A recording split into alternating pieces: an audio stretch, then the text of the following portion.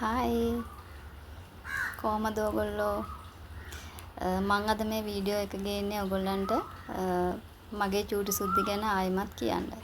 ඉතින් එයා අපෙන් සමු අරන් ඊයට දින 7ක් ගත වුණා. ඊයේ දිනේට අපි සාමාන්‍යයෙන් මිනිස්සෙකුට කරනවා වගේම දින 7න් එයාට දානයක් දුන්නා. ඇත්තටම කිසිම අඩුපාඩුවකින් තොරව ස්වාමීන් වහන්සේ නමක් ගෙදරටම වඩම්මලා අටපිරිකර පූජා කරලා සෙසු පිරිකර පූජා කරලා ඒ වගේම බුද්ධ වන්දනාවක් කරලා පිරිත් කියලා දානයක් දීලා අපිට පුළුවන් උපරිම කුසලය අනුමෝදන් කළා එයාට.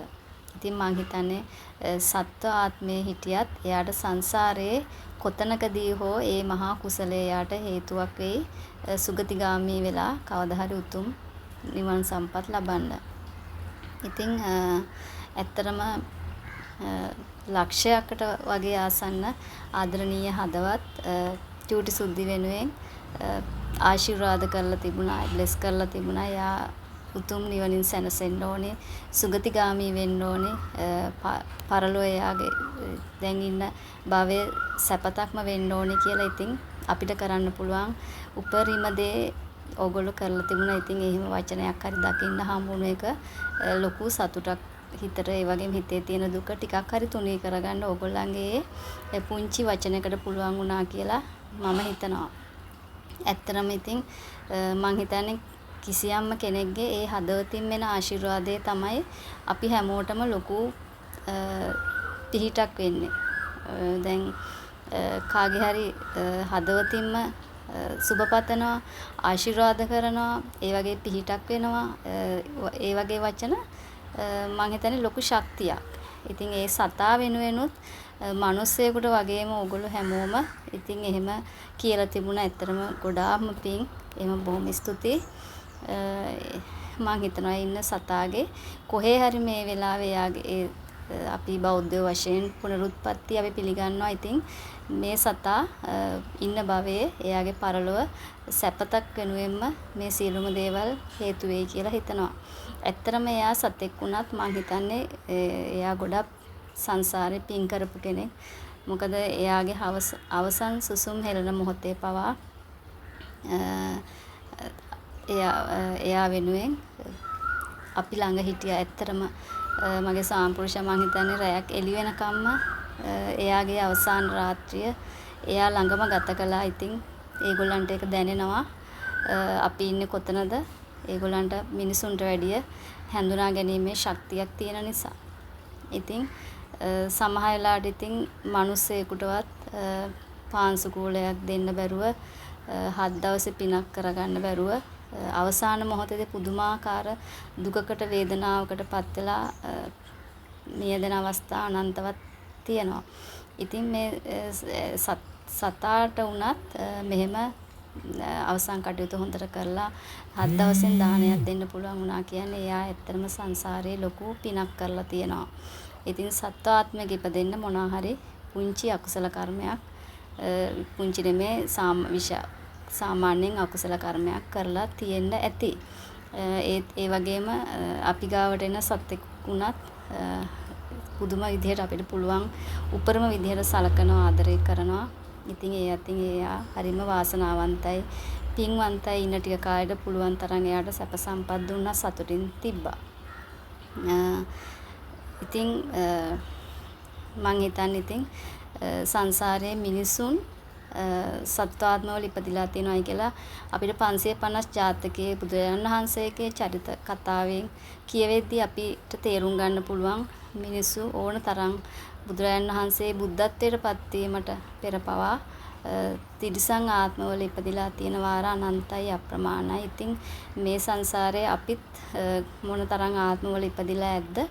අද මනුසත් භාවයක් ලැබුවට ඊළඟ ආත්මවල අපි දන්නේ අපි කොහේ යයිද, කොහේ ඉඳලා ආවද කියලා. ඉතින් මං හිතන්නේ ඉතින් සංසාරයේ මේ භවයේදී නම් කිසිම අකුසල කර්මයක් කරන්නේ නැහැ. ඒ වගේම සසරත් අකුසල කර්ම කරලා නැතුව ඇති කියලා හිතනවා. මේ භවයේ මෙහෙම ඉන්නේ සංසාරයේ කුසල් කර්ම කරලා නිසා. ඉතින් අපි හැමෝම සංසාරයේ කවදා හරි නිර්වාණය අවබෝධ කරගන්න තෙක් තවත් ඉතින් එක එක ආත්මවල ඉපදෙමින් මැරෙමින් යන ලොකු දීර්ඝ ගමනක් මේක. ඉතින් ඇත්තටම බුදුරජාණන් වහන්සේ දේශනා කළා තියෙනවා මේ තිරිසන් ආත්මය කියන්නේත් සතර අපායෙන් එකක් කියලා. ඉතින් සමහරලාට සත්වයින් විඳින දුක දැක්කහම ඒක ඇත්ත කියලත් ඇත්ත තමයි කියලා හිතෙනවා අපිට. ඒක ප්‍රත්‍යක්ෂ වෙනවා. බොහෝ සතුන් විඳින දුක කන්න බොන්න නැහැ, දුක් වේදනා විඳිනවා. මිනිසුන්ගෙන් පුදුමාකාර විදිහට හිංසාවටපත් වෙනවා. ඒ වගේම හරිම අපවිත්‍රව ඉන්නවා. ඉතින් ඒ වගේ වෙලාවට හිතනවා මේ තිරිසන් ලෝකය කියන්නේ මේ සතර අපාය තමයි කියලා. ඒත් ඉතින් ඒ සතර අපායේ ඉපදුනත් පුදුමාකාර පින් කරලා තියෙන සතෙක් වෙන්න ඇති මේ අපේ නැති වුණු චූටි සුද්දි. ඉතින් බෞද්ධයන් වශයෙන් කෙනෙක් මියදුනාට පස්සේ අපිට කරන්න පුළුවන් ලොකුම දේ තමයි කරන්න පුළුවන් එකම දේත් මෙන්න මේ කුසල් අනුමෝදන් කරන එක. මිනිසෙකුට හෝ වේවා සතෙකුට හෝ වේවා අපිට කරන්න පුළුවන් එකම දේ තමයි එයා වෙනුවෙන් පින් අනුමෝදන් කරන එක. ඉතින් බොහෝ දෙනෙකුට මේ පින අනුමෝදන් කර ගැනීමේ ශක්තිය නැතත් මම හිතනවා මේ අහිංසක සතාගේ විඥාණයට ඒ පිනත් ලබා ගන්න තරම් එයාට පිනක් ඇති කියලා හිතනවා. ඒ වගේම ඉතින් හැමදාමත් බුද්ධ වන්දනාව කළා මා එක්ක. ඉතින් හැමදාමත් මං ඉස්සරහට මම ඒ බුද්ධ වන්දනාව කරන මොහොතක් පාසා එයාට පින් අනුමෝදන් කරනවා. එයාට විතරක් නෙමෙයි අපේ ආදරණීය සතුන් සියලු දෙනාටත් ඒ වගේම මේ ලංකාවේ මැරුණ සියලු අලියතුන් වෙනුවෙනුත් එයාලගේ ඉන්නා භවයේ සුගතිගාමී වෙන්න කියලා මං ඒ පින් කුසල් අනුමෝදන් කරනවා. ඉතින් මේ වෙලාවේ මම බොහොම පින් දෙනවා ඒ ස්වාමීන් වහන්සේ නමක් වැඩම කරලා මිනිස්සෙකුට වගේම පුදුමාකාර විදිහට ඒ සතා වෙනුවෙන් පින් අනුමෝදන් කළා. ඒ වගේම ධර්ම දේශනාවක් කළා. කෙටියෙන් වුණත් පිරිස් සජ්ජායනා කළා. ඒ වගේම අපි ලස්සනට බුද්ධ පූජාවක් තිබ්බා. කරන්න පුළුවන් හැමදේම එයාගේ ආධ්‍යාත්මය වෙනුවෙන් අපි දැන් ඉතින් ඉෂ්ට කළා. ඒ වගේම ඒක විතරක් කරලා විතරක් නතර වෙන්නේ නැහැ. ඉදිරියටත් අපිට පුළුවන් විදිහට පින් අනුමෝදන් කරනවා.